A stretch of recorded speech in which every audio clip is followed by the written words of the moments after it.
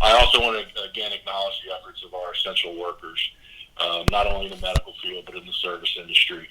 The people working in grocery stores and pharmacies, parcel services, UPS, post office, they really are the epitome of the best of us. I want to thank them for their tireless work to help us and provide. All of us at the Jets, we're trying to do our best to provide relief in a small way. And we hope we can be a small diversion to everything that's happening around us. As far as the draft, I think we've settled into our working conditions. Like I mentioned before, our IT department's really shined during this time, and they've really put us in a position to communicate seamlessly with all of our different groups. My setup allows for me to go through segmented groups, to have necessary conversations for us to be effective. I think we have set everything up to be as close as possible to what we'd experience if we were back at our facility in Florham Park.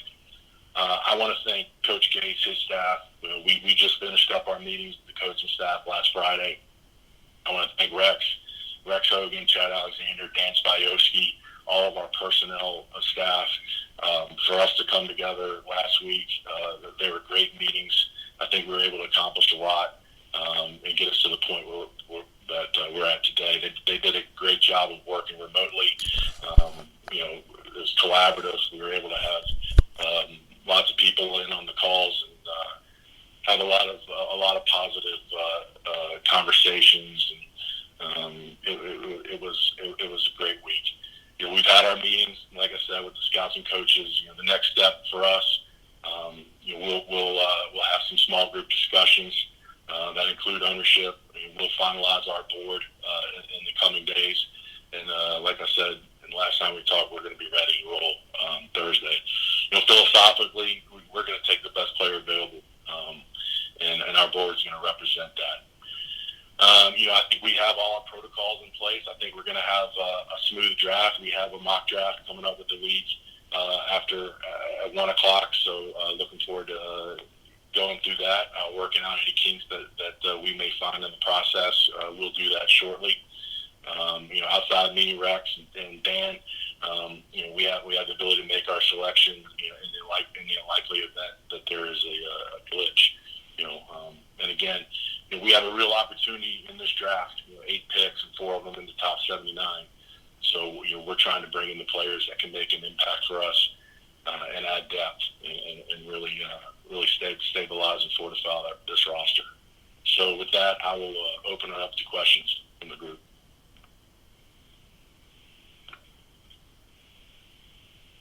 Rich from ESPN, your line is active.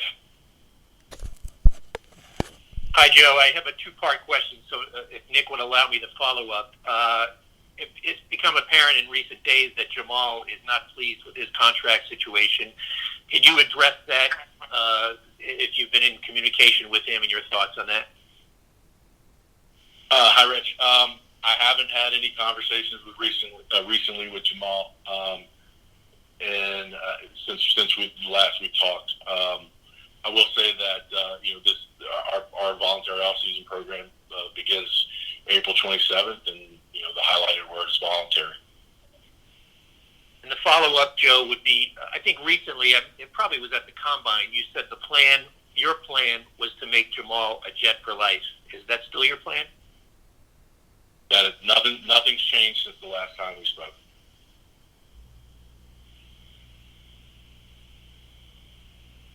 Manish from the Daily News, your line is active.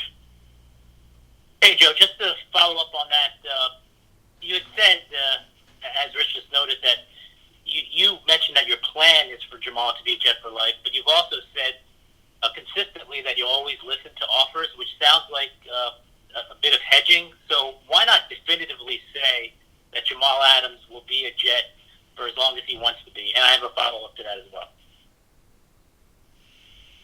Yeah, I mean, I've made it known that we certainly the plan would be for Jamal to be here long term. And again, I've also made it known that I have to do what's in the best interest of this team, and if other teams call to talk about players, I'll listen. But going into this draft, my intent isn't to of any players. But if a team calls, we're going to have conversations. So I don't view it as hedging. I view it as doing my job. But what's your follow-up question? Why, just philosophically then, why isn't Jamal Adams considered an untouchable player? Because you've alluded in the past that the quarterback is viewed in that light, and obviously he's not a quarterback, but he's 24 years old. He's clearly the most productive player on your team by every statistical measure. So why don't you view him as an untouchable? And just really quick, what you just said about listening to offers, is it fair to say that when a call comes in, you will do more than simply listen, you also engage and offer counters? Well, I'm not going to get into hypotheticals about engaging and going back and forth. As far as how I feel about the quarterback position, I feel like I've always made that known. I feel quarterback's the most important position in all professional sports. And I feel like we have a very good young player in Sam Darnold. And so Jamal, my opinion on Jamal has been consistent since I arrived here. Jamal's an unbelievable young player. And, again, our plan is to keep Jamal here a long time. Connor from The Athletic, your line is active. Hey, Joe, not to keep hammering on the Jet for life thing, but obviously while you guys technically can extend Jamal Adams right now, you don't necessarily have to do that because you control him for the fifth-year contract option. He's still under contract for this year, and then obviously if you had to, you could franchise him as well. So how do you weigh re-signing him with the when you would like to re-sign him? Is this something where you would like to get it done right away, or are you guys pretty content waiting because of how much control you have over his deal? I think once we get through, we've gotten through free agency, we've gotten through the draft. I think our next step is going to be to get together as a group, and the plan is going to be to connect with Jamal at some point after the draft. Brian from The Post, your line is active. Joe, you talked about in your year on the job wanting players that love football, that have intangibles. How difficult is it to figure those out when you don't have the same meeting time in person with players this year that you've had in past drafts? I think you really have to trust in the work that our guys have done since August going into the schools. Our scouts, they're our boots on the ground. They're our recon team. They're out front gaining as much information and knowledge about players as possible. And these guys do a great job of going into schools and building relationships with people in programs and getting great information on players, their makeup, their personality, their football character. And so we lead on that information every year, especially this year. And also, to follow up on that, I think our coaching staff has done a tremendous job in terms of using the technology that they've been given to get to know these players as best as they can through the last couple of weeks with these video conferencing calls. I've been able to sit on a majority of them, and they have been outstanding. JP from Forbes, your line is active. Hello, Joe. Hey, JP, how you doing? Okay. Just want to ask you, I know you re-signed Jordan Jenkins, but it was only kind of a one-year prove-it deal. How much work do you still feel you have to do in the draft and maybe trade or whatever in terms of getting an edge rusher? Because obviously he wasn't signed to a long-term deal. We still don't know how much guaranteed money he got. To get somebody that maybe is more of a somebody who's a formidable threat as far as an edge rusher. Well, I'm really excited. I feel like I think I touched on this last time we talked. I'm really excited that Jordan's back. He's an outstanding teammate and an outstanding player. And I think when you talk about that position in general, you can't have enough edge rushers and edge presence. I think that is one of the premium positions in the league, and everybody's looking to disrupt the passing game, whether it's whether it's an edge rusher or an interior rusher. I think those guys make impacts on games. Dan from Jets Confidential, your line is active. Hey, Joe, how you doing? Good. How you doing? Good. Two-part question about two players. What happened with the safety Marquis Christian? How come that deal fell through? And what can you tell us about Patrick Onwuasor? Yeah, not going to get into the specifics of Marquis, other than to say that we just weren't able to finalize the deal at the end of the day. When it comes to Peanut, he was a guy that the Ravens have had a lot of success of getting late round undrafted free agent linebackers to come in and produce, and Patrick's been one of those type linebackers. I think what you get with him is you get an unbelievable motor. He has great range. He can track it sideline to sideline, and he's a very good blitzer. We feel like he had one of his better years playing next to CJ a few years ago, and I think both of those guys are excited to be teammates again.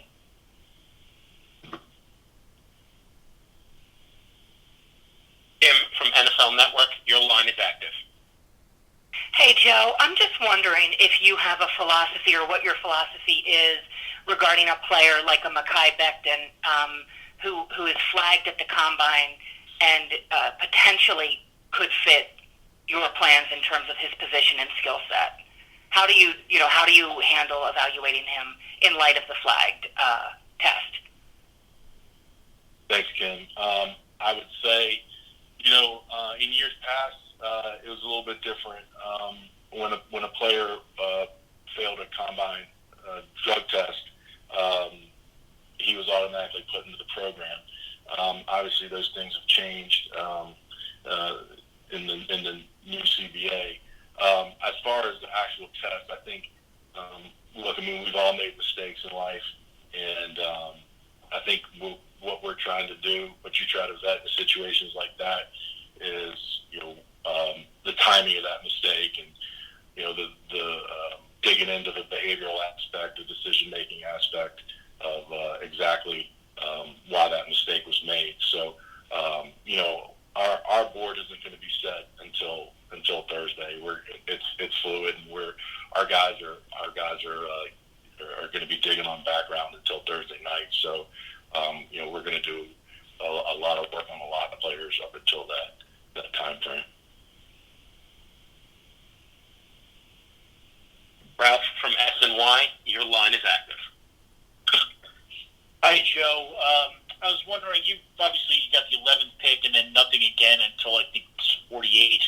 I know you look to do whatever you can to help the team and add more picks, but do you consider that to be a very long wait and something where you might be active to try to bridge the gap a little bit? Yeah, obviously 11 to 48 is the long gap. I think when we get together in these strategy sessions, we're going through a lot of different scenarios.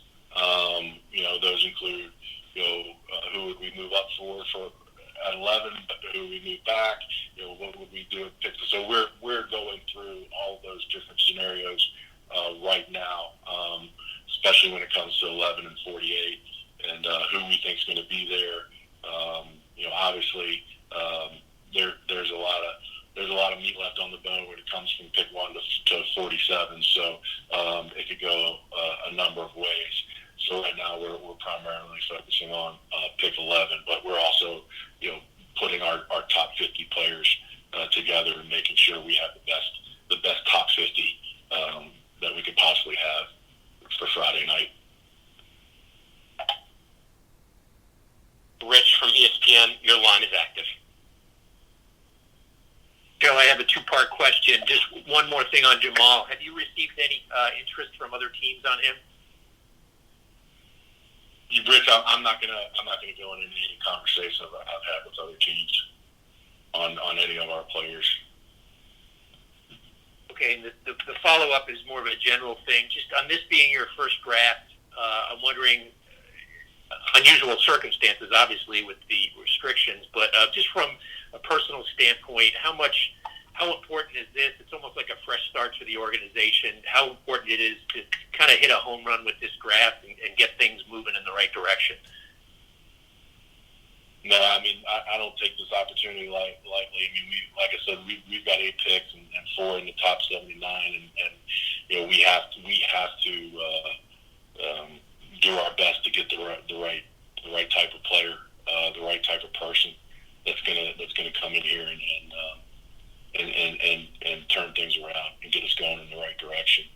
And you know, we've seen impact drafts make a real difference in a short time. So those are the things that we discuss. You know, who are the guys that, I mean, Coach Harbaugh says all the time in draft meetings, like, who are the guys that we're excited about? Like, let's get the guys that we're all excited about. And you know, and we take that subjective viewpoint, we mix it with the objective viewpoint of analytics, and you know, we try to follow the right path to the right player.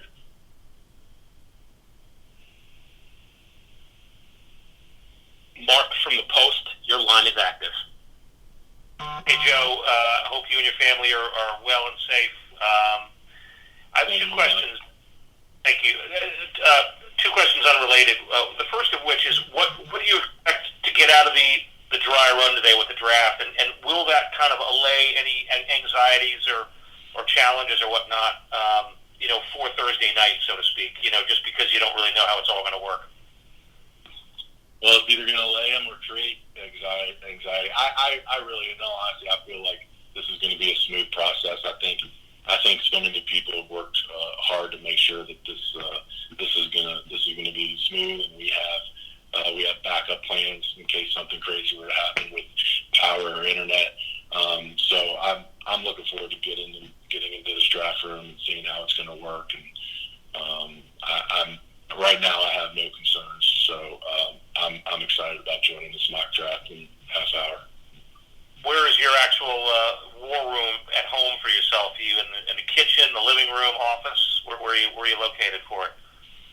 I have an office on the first floor, and you know, it's a makeshift office, but I think we've done a good job. We've got a nice desk. I've tried to create an environment that's almost identical to the environment I have in my office at Florham Park, and I've had a lot of help from a lot of people doing that.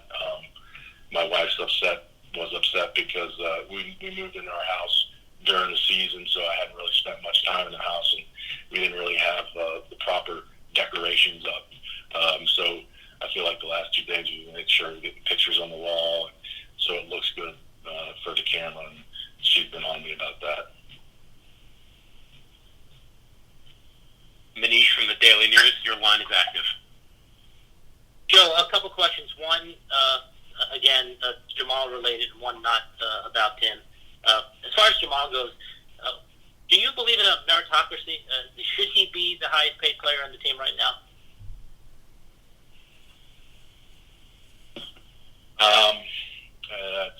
That's not. I'm not even going to touch that one. He's an outstanding player, and you know, we would like him to be here a long time. As far as the draft goes, one of your former colleagues, Eric DaCosta, said that this wide receiver class is so deep that he can see himself getting a starter in day 3. I guess as late as round 5. He said, "What do you make of the wide receiver draft class, and do you kind of view it through the same lens where you could potentially get an immediate impact player that late?" You know, we've done a lot of work on these wide receivers. We feel it's a good group. We feel like there's other positions that are deep as well. You know, so if the right opportunity presents itself, if there's a wide receiver when we're on the clock that we think has a chance to come in here and make an impact, help us in terms of offensively or special teams as a core team or a returner. Those are all the things that we're looking at as far as wide receivers coming in here. But you know, we're really excited about the guys we have too. You know, I know Adam and Brashad have had great talks recently. Obviously, Jake Jameson is an unbelievable slot player for us. So we're excited about Josh Doxson coming in here. He's going to have an opportunity to compete. So, we feel like if the right opportunity presents itself at the position to add to that room, it could be a great thing.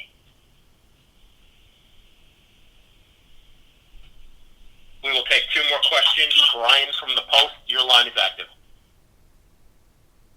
Joe, overall, how do you see your offensive tackle position right now, and how would you assess this draft class of offensive tackles?